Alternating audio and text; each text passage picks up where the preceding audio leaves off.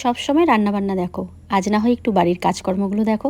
রান্নাবান্না সেরে এখানে চলে আসলাম ড্রেসিং টেবিলটা গোছাতে। এত ধুলো হয়েছে মানে কি বলবো, প্রত্যেক দিনেই প্রায় আমাকে ড্রেসিং টেবিল মুছতে হয়। তো আমি ওয়াইপস ব্যবহার করে ড্রেসিং টেবিলগুলো পুরো ভালো করে পরিষ্কার করে নিলাম।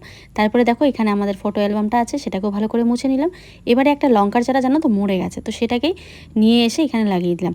তারপরে যে জবা ফুলের গাছটা দেখছো, সেটাকে ডালগুলো কিছু কেটে বাদ দিয়ে দিলাম, অনেকটা বড় হয়ে গেছে। আর এই ঝোপে না সাপ টাপ লুকিয়ে থাকার ভয় থাকে, তো সেই জন্য ভালো করে কেটে উপরে বেঁধে দিলাম। আর এদিকে কিছু বাঁশ আছে, সেই বাঁশগুলো একটা সাইডে নিয়ে রাখলাম।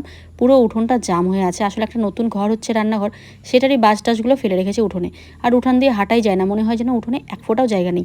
তো আজকে ঠিক করলাম যে না, আজকে আমরা উঠোনটা পরিষ্কার করেই ছাড়বো।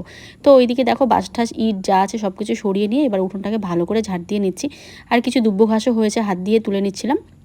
তারপরে বর্মশাই দেখো সব নোংরাগুলো ফেলে দিচ্ছে। তো চলো, ফাইনালি কাজকর্ম হলো, এবার স্নান করে চলে আসলাম। টাটা।